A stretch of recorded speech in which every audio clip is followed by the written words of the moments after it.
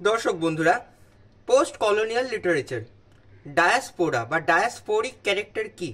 Diaspora যখন কোনো একটা মানুষ তার মাতৃভূমি থেকে কোনো কারণবশত অন্য কোনো একটা দেশে মাইগ্রেট করে কিংবা স্থানান্তরিত হয়, তখন সেটাকে বলা হয় ডায়াসপোরা। বা when a person is displaced from his homeland or dispersed from his homeland, আর যে মানুষটা এক জায়গা থেকে আরেক জায়গায় যাচ্ছে সেটাকে বলা হচ্ছে ডায়াসপোরিক ক্যারেক্টার। তোমরা হয়তো একটা গল্প শুনেছো আলামস ওন হাউস। তখন পশ্চিমবঙ্গের যে সমস্ত মুসলিম তারা গিয়েছিল বাংলাদেশে, এবং বাংলাদেশের যে সমস্ত হিন্দু তারা গিয়েছিল পশ্চিমবঙ্গে। এটাকে বলা হচ্ছে ডায়াসপোরা। এরপরে কি হচ্ছে আদারিং। আদারিং কি? আদারিং জানতে হলে তোমাকে প্রথমে জানতে হবে ওরিয়েন্টালিজম কি। ওরিয়েন্টালিজম ফার্স্টে জেনে নাও। এডওয়ার্ড সেড 1978 সালে যে ধারণাটা দিয়েছিলেন সেটা হলো পশ্চিমাদের প্রাচ্যের প্রতি যে ধারণা, কিংবা ইউরোপীয় লোকেদের আমাদের যে এশিয়া কিংবা আফ্রিকার লোকেদের প্রতি যে ধারণা, সেটা কি বলা হয়? ওরিয়েন্টালিজম। এবার এই ওরিয়েন্টালিজম কি দুভাগে ভাগ করা যেতে হয়, সেটা হলো আদারিং এর দিক থেকে এক্সোটিক আদার, ডেমোনিক আদার। এক্সোটিক আদার কি? এক্সোটিক আদার হলো একটা পজিটিভ ধারণা। কিছু কিছু ইউরোপীয় লোক আছে, মনে করো দুটো ইউরোপীয় লোক, তারা এক জায়গা থেকে বিলং করতেছে কিন্তু তাদের মাথার মেন্টালিটি হলো আলাদা আলাদা। একটা ইউরোপীয় লোক এশিয়ার লোক কিংবা আফ্রিকার লোকেদের মনে হচ্ছে যে এদের দেশটা হলো ল্যান্ড অফ বিউটি, মানে তারা আফ্রিকার লোকেদেরকে খুব সুন্দর তুলে ধরছে, তাহলে কি হচ্ছে পজিটিভ মেন্টালিটি। পজিটিভ মেন্টালিটি তাহলে কি হচ্ছে এক্সোটিক আদার। ডেমোনিক আদার কখন? যখন নেগেটিভ মেন্টালিটি, মানে ওই একই দেশের অন্য একটা লোক যখন তাদের প্রতি খারাপ তুচ্ছ ধারণা, যেমন ইনফেরিয়ার কিংবা স্যাভেজ ধারণা বহন করে, যে আফ্রিকার লোকেরা বর্বর নীচ, এশিয়ার লোকেরা খারাপ, তখন সেটাকে বলা হচ্ছে ডেমোনিক আদার। ঠিক আছে।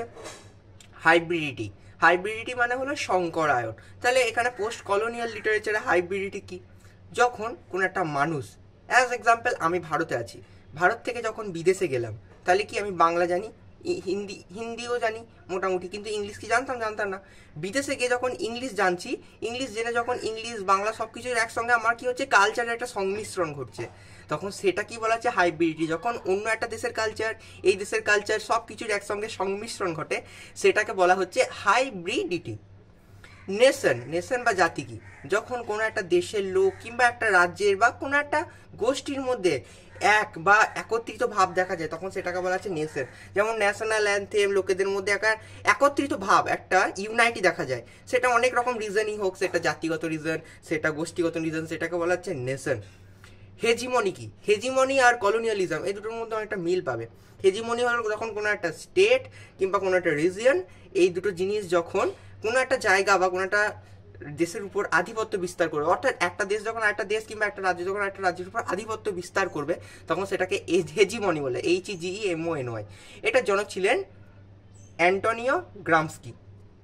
এরপরে আসছে আমাদের ওরিয়েন্টালিজম। প্রথমে বলেছি এডওয়ার্ড সেড 1978 সালে, যে পাশ্চাত্যের বা প্রাচ্যের প্রতি যে ধারণা, ঠিক আছে, সেটাকে বলা হচ্ছে ওরিয়েন্টালিজম। বা ইউরোপীয়দের আমাদের বর্বর এশিয়া ওদের মতে, আমাদের মতে নয়, এশিয়া কিংবা আফ্রিকার প্রতি যে ধারণা, সেটাকে বলা হচ্ছে ওরিয়েন্টালিজম।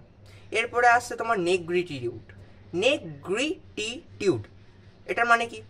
তোমরা অনেকেই জানো যে আমাদের দেশের অনেক লোক কিংবা অনেক দেশেরই অনেক লোক বর্ণ বৈষম্য, রেসিজম এইগুলোকে প্রমোট করে, সাপোর্ট করে। এবার এই যে সমস্ত মানুষদের গায়ের রং খুব কালো হয়, তারা কি করে? বিদ্রোহ করবে, যে তাদের বিরুদ্ধে যে সমস্ত ধারণা, মেন্টালিটি, এইগুলোর বিরুদ্ধে বিদ্রোহ করবে, তখন সেটাকে বলা হচ্ছে নেগ্রিটিউড। এরপরে আসছে ইউরোসেন্ট্রিজম। ইউরোসেন্ট্রিজম কি?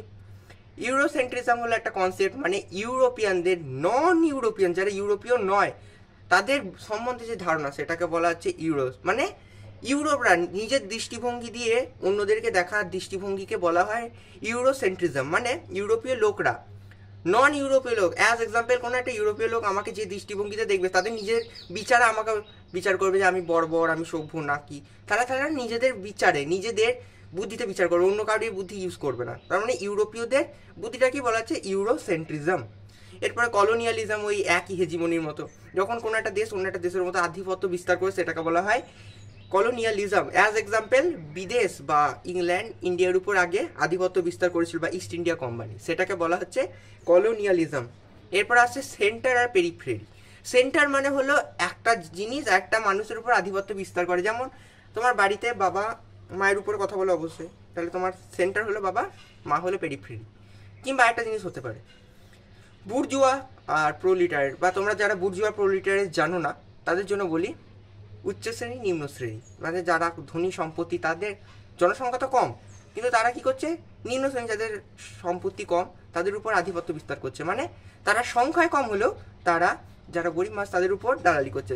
যেমন মুকেশ আম্বানি, আদানি, এরা হলো সেন্টার, এদেরকে কেন্দ্র করে গোটা ভারতে জিও চলছে, গরিব গরিব মানুষরা পাচ্ছে, তার মানে এদের উপর নির্ভর করছে এই পেরিফেরি বলে এই যে গোষ্ঠীটা। এরপর হচ্ছে এথনিসিটি গ্রুপ, যখন কোনো একটা গোষ্ঠীর মধ্যে সব রকম মিল পাওয়া যায়, সেটা খাওয়া দাওয়া, ড্রেস, আরও অনেক রকম, সেটাকে বলা হচ্ছে এথনিসিটি বা এথনিক গ্রুপ। যেমন বাঙালি, আমাদের বাঙালিরা খাওয়া দাওয়া, ড্রেস, পোশাক আচার, শাড়ি, পাঞ্জাবি, সব কিছু একটা মিল আছে, তাহলে কি এটা হলো একটা এথনিসিটি গ্রুপ। Thank you.